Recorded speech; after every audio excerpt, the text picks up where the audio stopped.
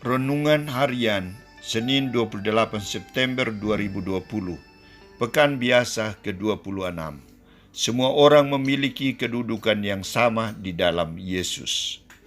Bacaan pertama diambil dari kitab Ayub bab 1 ayat 6 sampai 22 dan bacaan Injil dari Injil Lukas bab 9 ayat 46 sampai 50.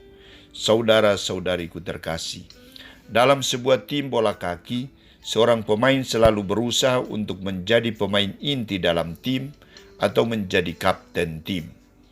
Di satu pihak usaha seperti ini sangat diharapkan, namun di pihak lain perlu diawasi karena bisa menimbulkan kecemburuan dan usaha untuk menguasai yang lain.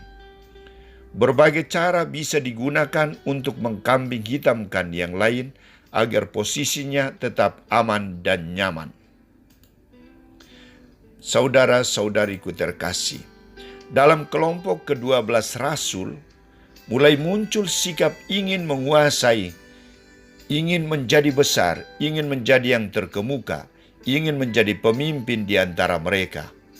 Mereka mulai berpikir bahwa semakin populernya Yesus, semakin mengangkat derajat para murid untuk menjadi pemimpin-pemimpin dan penguasa-penguasa yang baru yang ingin dihormati dan dihargai. Di samping itu, ketika Yesus mulai menyampaikan bahwa ia akan menderita, disalibkan dan wafat, mereka juga mulai bersoal jawab, siapa yang terbesar di antara mereka? Dan siapa yang tidak termasuk ke-12 murid tidak boleh melakukan karya penyembuhan.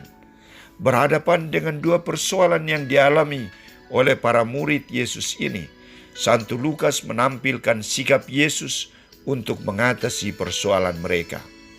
Pertama, jawaban Yesus terhadap persoalan siapa yang terbesar di antara mereka.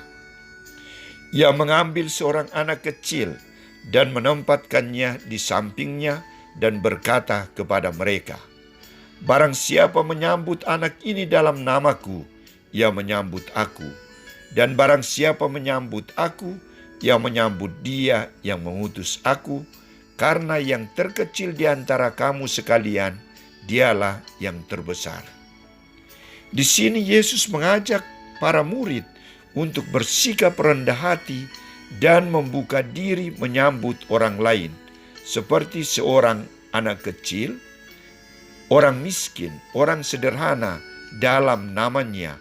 Ia menyambut Yesus dan Allah yang mengutus Yesus.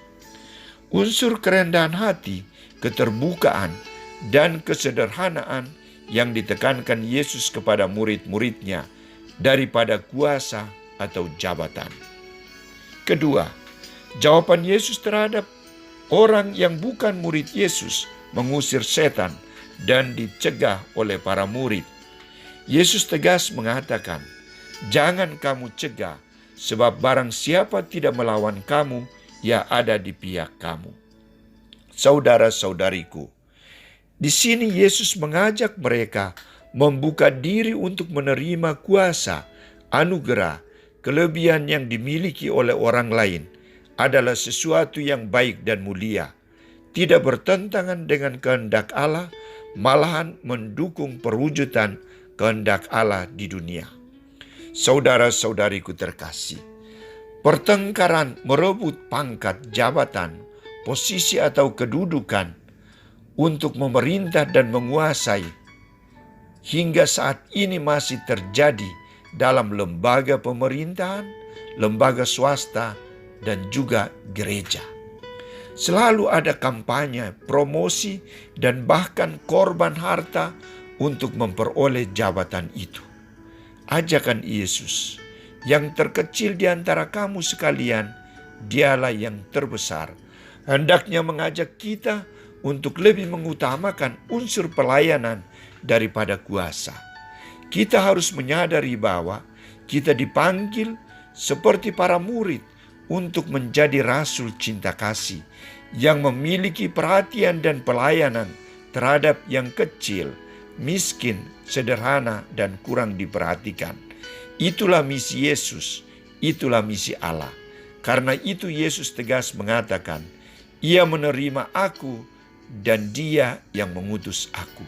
Semoga kita tidak berebut untuk berkuasa, tetapi berebut untuk melayani dalam nama Yesus.